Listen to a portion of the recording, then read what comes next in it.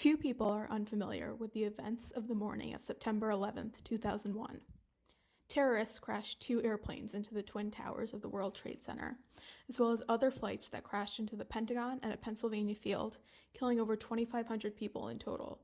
Though some of us were too young to remember it firsthand or hadn't even been born yet, we're all too familiar with the news clips, the photographs, and the debates it incited in American politics for nearly 2 decades now. As America tried to regain its senses after the attacks, the excavations of the decimated Ground Zero uncovered something: a sculpture, severely damaged, but somehow still standing. Just as the United States was left scarred in the wake of September 11th, 2001, the sphere physically sustained an extreme amount of damage. This damage gave new meaning to the monument and gave it a newfound significance in post-9/11 American culture. The choice to display it unrestored, with a focus on its flaws, demonstrates to its audience the true devastation of the event by creating a parallel between literal and metaphorical destruction, while simultaneously making a statement about the condition of the country following the tragedy.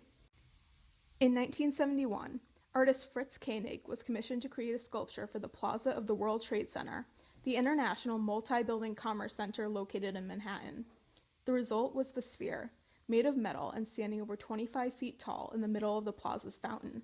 It was, of course, a perfectly shaped sphere, with the exception of several lines and odd shapes carved into its side.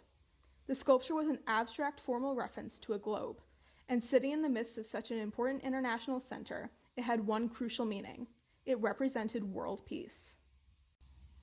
30 years later, on September 11th, 2001, this meaning would become cruelly ironic.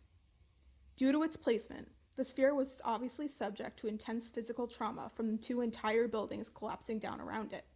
However, it wasn't destroyed entirely. Whereas the destruction of any work of art would typically render it completely ruined or worthless, the destruction of Koenig's sphere is proudly displayed today, signifying its unusual nature: a modern work of art with age value, something reserved for important pieces of history and culture that are typically far older than the sphere. At the top of the sphere, the part of it designed to be the most perfectly smooth and tranquil, there now rests a massive crater. Caved in like a cracked egg, it can now be seen that the shape is hollow rather than solid metal. Jagged shards of the bronze jut out around the perimeter of the crater. All around the monument, other various flaws can be observed. There is an overall pattern of streaking and discoloration in the bronze, and numerous dents deforming the once perfect metal.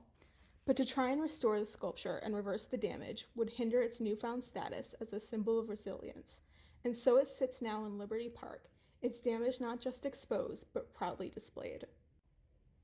The damage on the monument obviously clashes with the details and forms that exist as part of its original design, meaning that those two aspects, the artistic elements present since its inception and the irregular, unplanned blemishes that have since overtaken it, are commonly viewed separately when analyzing the work, something actually rather fitting. Before 9/11, it stood in a fountain, meant to be viewed as an innocuous thing of beauty.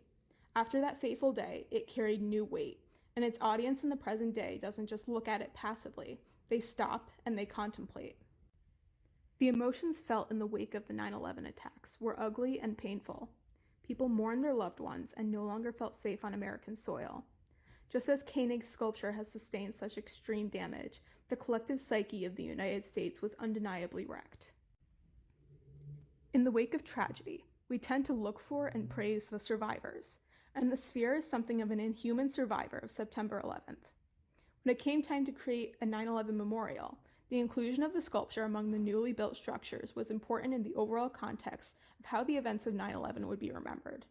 The memorial itself, two large black pools where the towers once stood, represent the destruction and loss of life, things we will never regain. The sphere is a symbol of strength and resilience. It's damaged, but it's still here.